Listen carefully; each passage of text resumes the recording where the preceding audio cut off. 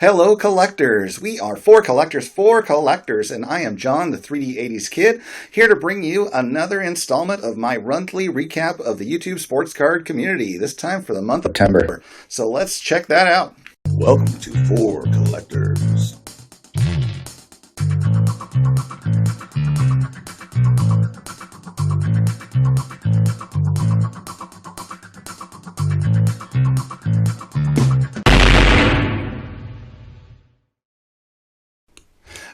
Yo, Cesario from the barrio coming back at you with another video for your butt. Or I'm just here to remind you that there's a couple more days for the Four Collectors VR to win yourself a Pepino Shine Box. So take advantage of that opportunity and get your impression video up soon. Don't delay, off and soon. All right, one last thing to talk about before I get into the October highlights, and that would be what I do each month when I watch all of this collecting content that I consume. I watch a ton of videos every month in order to filter through and come up with the ones that I select for these monthly recaps. And one of the things I do with every video when I first start watching it is I click the like button. If you're someone like me who is annoyed at the fact that YouTube favors these monster channels that are usually focused on money and not pure collecting, like this channel is all about, then when you watch collector content, hit the like button. It's the least you can do to help promote those videos and get them higher up so that more people see them. I mean, it's the easiest thing you can possibly do to promote collector content out there. Like everything. All right, so for our first segment for September, we are talking pickups. And to start things off, we're coming from the TTM world. We've got Math Bowler, who has got a whole array of TTM returns that, let's check those out. Hey there, YouTube. It's Math Bowler. Welcome to my TTM Monday autograph recap video. First one I got back, he is one per, but he included a card, which is cool. 2 of 1, 13 days from Bernie Carbo. Got him on that trophy card there. Looks really Tommy Green, who has a nice big autograph. Up is a first-timer. Let's go to hockey. 4 of 4, 20 days. We have Brian Erickson. 41 days from Garth Butcher. Hey, Sergey Berezin. At least that's what I'm going to go with. Jay Caulfield, member of the Pittsburgh Pirates. Won some Stanley Cup with them. 8 days, we have Eddie Fisher. Days. Ross Baumgarten.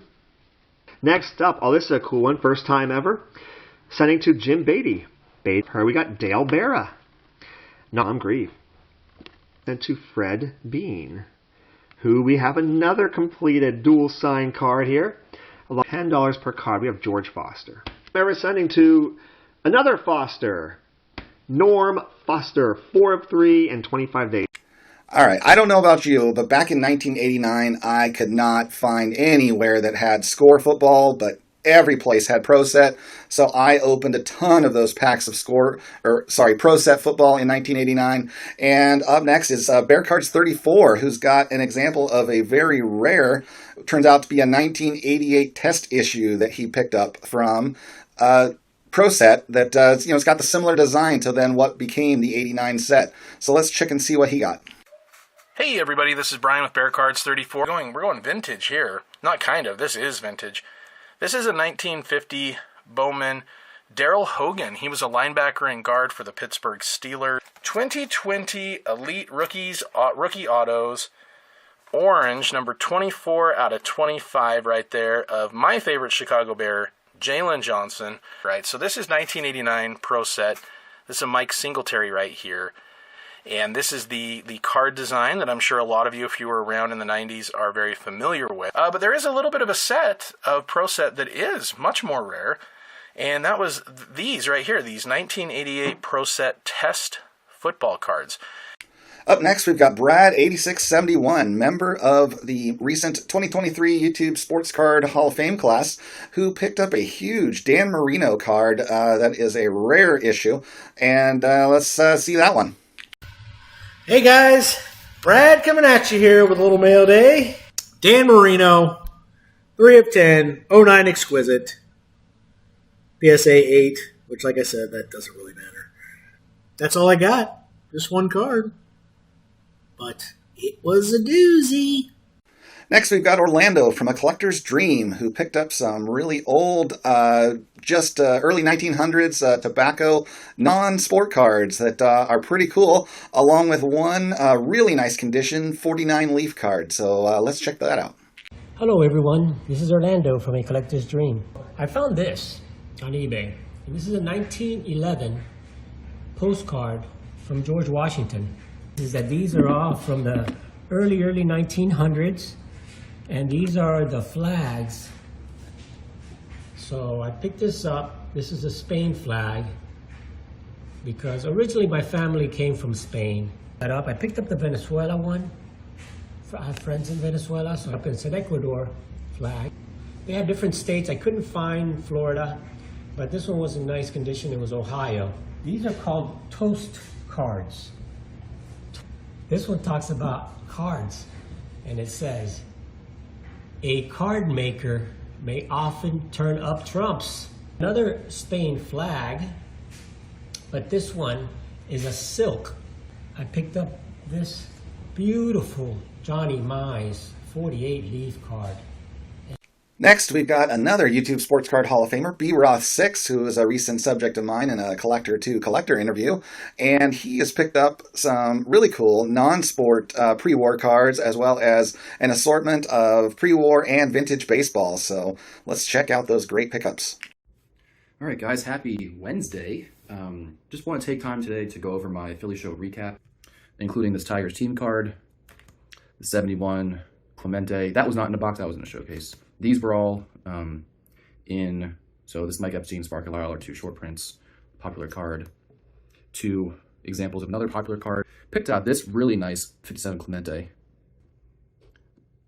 kind of like a lower to mid-grade 69 Gale Sayers. So went back and grabbed it.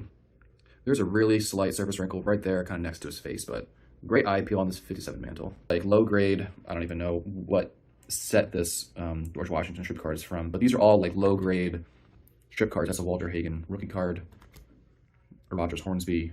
I've had the designations all here because otherwise I would forget. Hugh Jennings. These are all, again, low grade.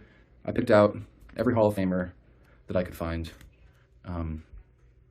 Two Casey Stengels, three Tris Speakers. This is really cool. Jimmy Phelan. It's actually an American Beauty back. And then two other low-grade, really low-grade T206 and two T205. Pretty high-grade 1941 play ball Tommy Bridges. This is a high number. Pretty nice Richie Ashburn. It does have a wrinkle kind of going around. 33 Gowdy Bill Terry. 41 play ball Charlie Gehringer. There's a Larry Doyle batting with a polar bear back. An extremely popular short print from the 66 top set, the Tigers team card. I'll go through these here. Most of these, again, are LA and Brooklyn Dodgers. There are some cards like this Dutch Leonard that were in the lot that are not Dodgers, obviously. But really, really fun lot. That's a very nice 56 team card there. So I was really excited. This 54 Bowman is in really nice shape. The condition on all these cards are actually pretty nice. There are definitely no beaters. That's a nice 62 semi-high of Duke Snyder. And I got another one right behind it. Drysdale. Was a big Don Drysdale fan. It's another sharp 54 Bowman. Ron Say rookie, high number from 72. A very nice Clint Courtney. Nice Carl Furillo. All right, these are really cool. So these 53 Bowmans are insanely nice, really fresh. I don't know if he opened, this pack himself back in the day or what, but they were in there. I picked up this pretty nice Stan Musial from 53 Bowman. Really nice 55 Bowman, Roy Campanella. Nice 50 Bowman, Roy Campanella. Nice 52 Bowman. This Don Drysdale rookie is really nice. Now this does have a pinhole. You can see it there on top of his on-stuff. This is a really nice 54 Top Jackie Robinson. There were a lot of nice Dodger cards in there, weren't there? So speaking of Dodgers, up next we've got Rick Acosta, Dodger collector, who picked up some really nice looking 63 Topps cards. He's clearly collecting a set of those, and threw a little curveball at us at the beginning, actually, and finished things up with a really gorgeous quality 1941 play ball card. So let's roll those clips. Hey everybody, it's me, Rick Acosta, the Dodger card collector, coming to you with another video. A 1987-88 Opeachy Luke Robitaille, a rookie card. Let's see, I'll start here. Gene Green, some high numbers, Sam Elliott, the manager of the Minnesota Twins, Billy Odell, Eddie Fisher, Larry Osborne, Walt Bond of the Cleveland Indians, Jerry Adair, they have Felix Torres of the Angels, Rob Taylor, the Milwaukee Braves, Bill Monbouquet, I'm going to say, Carol Hardy, Houston Colt 45s, Jack Schaefer North, Cleveland Indians, Wally Post, Cincinnati Reds, Jim Coker, San Francisco Giants catcher, Jack Kralik, Minnesota Twins, John Carlson, Philadelphia Phillies, let's see, Johnny Orsino, Baltimore Orioles, Ed Bailey, John Shivey of the Washington Senators, Ken Johnson, Houston Colt 45, Tom Schwab of Pirates, Chet Nichols, Boston Red Sox, Doc Edwards, I want hitting leaders, so funny, Ralph Perry is in here along with Hall of Famer Jim Bunyan, Camilo Pascal, Barry Shetron of the Senators, Roger Craig, Harry Kraft of the Houston Colt 45, Jim Landis, White Sox, Amaro, Ruben Amaro Jr., his son, is talked about a lot on that sitcom, The Goldbergs, Barton Schultz, Jose Tartable, I don't think that's any relation to Danny Tartable, Felix Mantilla of the Red Sox, Don Hoke, Phil Linz, Milt Pappas, Jimmy Pearsall, let's see, Earl Francis of the Pirates, John Borrell of the Twins, Ernie Broglio, Haywood Sullivan, Tony Cloninger of the Piz, Pedro Ramos of the Indians, Ken Escamante of the Cubs, I forgot one of those cards, Luis Aparicio of the Orioles, Ken Retzer of the Senators, Denver Master, Ted Bozefield of the Kansas City A's, Don Landrum. That's not Don Landrum, that's Ron Santo. That photo was of Ron Santo, they messed up. Joe Jay of the Reds, Hall of Famer Frank Robinson. Is a 1941 play ball Gene Moore in a PSA 8.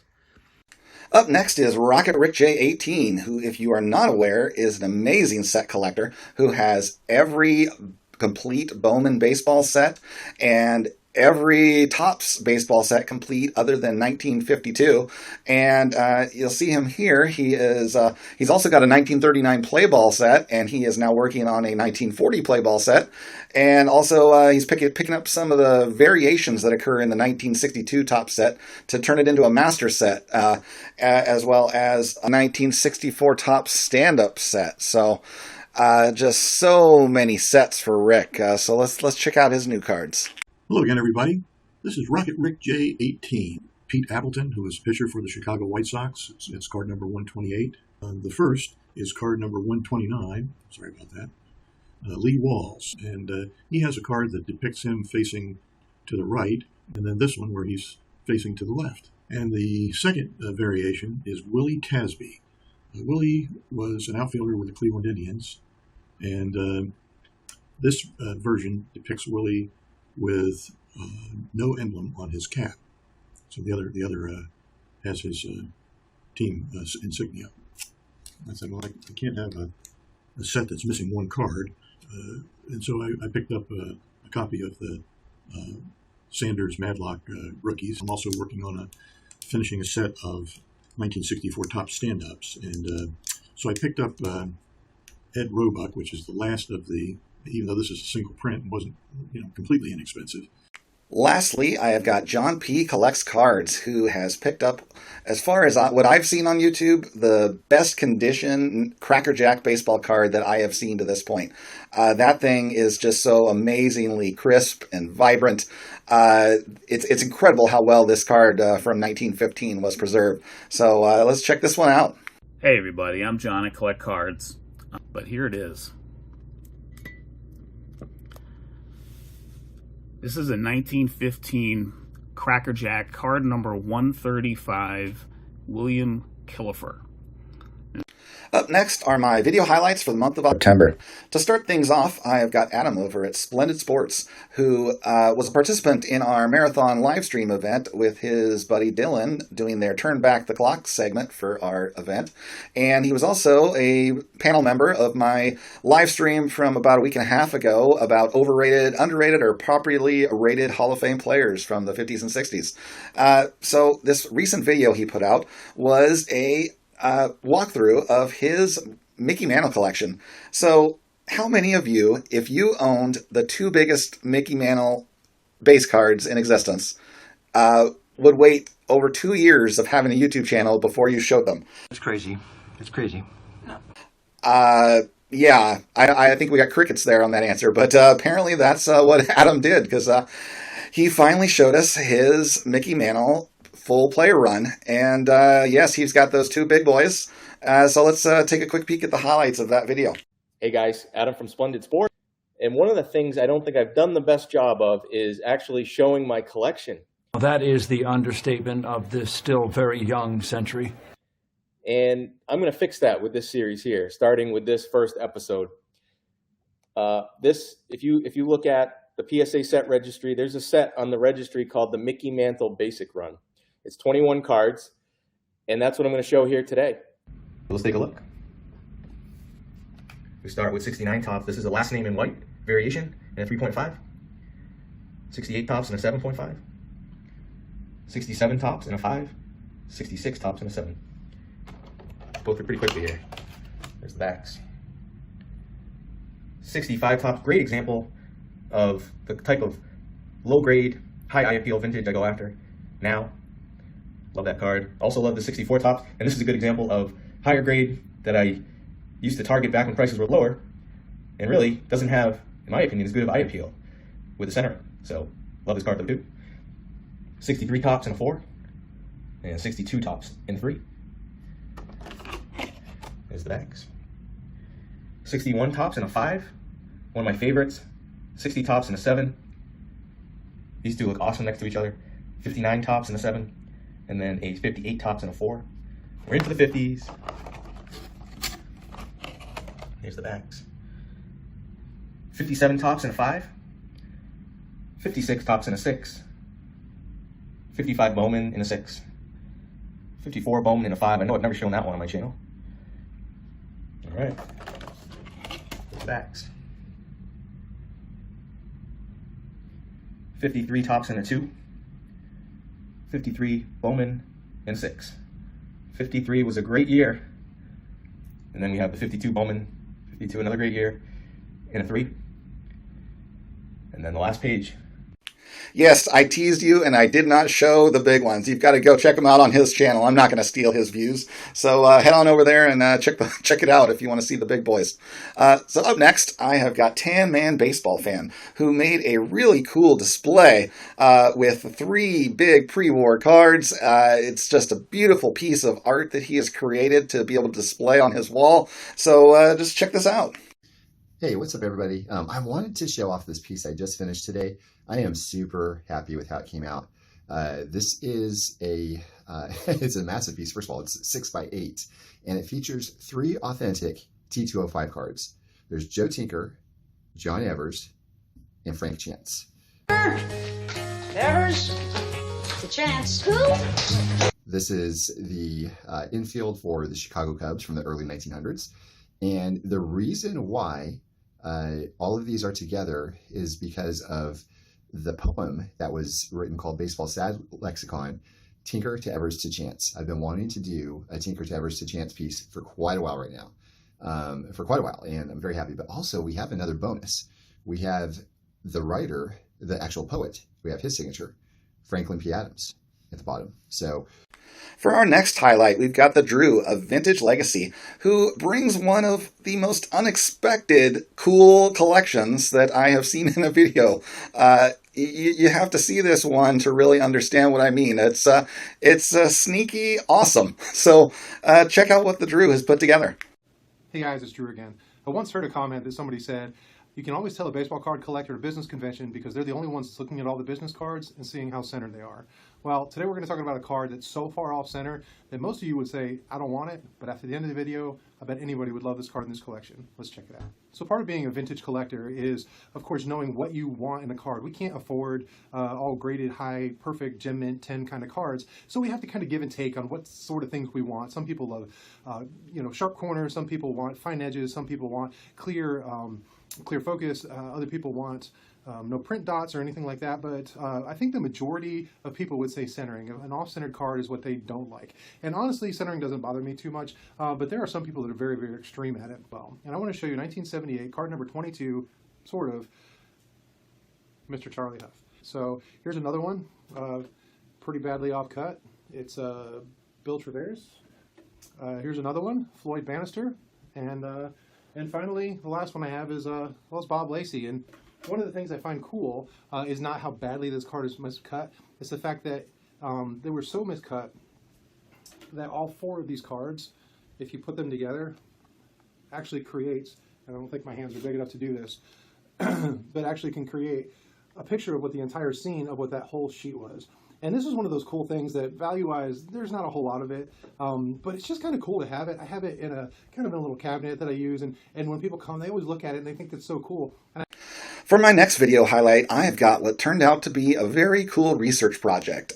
We've got Dan's Vintage Baseball PC, where he picked up a really awesome Joe DiMaggio card that has writing on the back.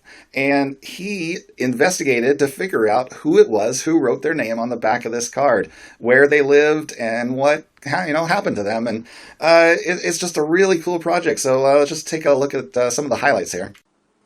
Good morning, baseball fans, and welcome back to Dan's Vintage Baseball PC. We both had the 1939-46 exhibits card, which I have in a 1.5. It's got some a little bit of corner and edge wear, consistent with that grade. But what it does have on the back, which I didn't talk about yesterday, is some writing. So this writing made me curious about who and what it was about. So let me just bring up the cards here. And there's DiMaggio, as you can see in the classic pose. Frederick Cox in Mrs. Hanlon's. Now, I once thought that was Harlow, but I looked a little closer and it says Hanlon. So I know all I gave you was a tease there. You'll have to go over to Dan's channel to check out the rest of that project there on that video. But I highly recommend it. It was kind of a cool little thing where he figured out the original owner of his baseball card. So kind of a cool story. Check it out. Please, you gotta watch it. All right, up next, we have got Dead Guy Cardboard, who produced a really awesome video where he broke some preconceived notions we might have about a few different baseball cards out there and revealed some deeper stories that many of us might not have known. I'll show you the first one of these of what he showed and give you samples of the other cards revealed in this video, but you'll have to go check out his channel for the full story on the rest of those. So let's take a look at these highlights. These are a list of iconic cards that aren't what you think. Starting with the 1956 Topps Mickey Mantle card. And it has in the background him leaping and catching a ball, stealing it from being a home run. However, this catch never really happened. All right, so then we have the 1953 Bowman Color Pee Wee Reese. Then we got the 1989 Upper Deck Ken Griffey Jr. All right, and then we have the N172 Old Judd Cap Anson in uniform. Another one is the 1956-57 Topps Hank Aaron card. All right, we've come to my September video of the month. Now, this channel has been producing amazing content for a few months now, but I only just found him in September. So I could have chosen either of the videos he made, but I chose my favorite one because everything I've seen him produce is amazing. It just has the aesthetic feel to me of a professional documentary with just the visuals, the storytelling, the pacing. It really creates a very different aesthetic from the typical YouTube sports card content out there, and I would highly recommend subscribing and checking out some of his videos. All I'm giving you here, there was no way I was going to chop up pieces of his video, and so I am giving you just a few minutes sample to watch and get a feel for what he's doing, and then go subscribe and watch more. So here we go with Phillies baseball cards, story, legends, and lore. Where does a collector even get cards these days? Pretty much everywhere, it seems.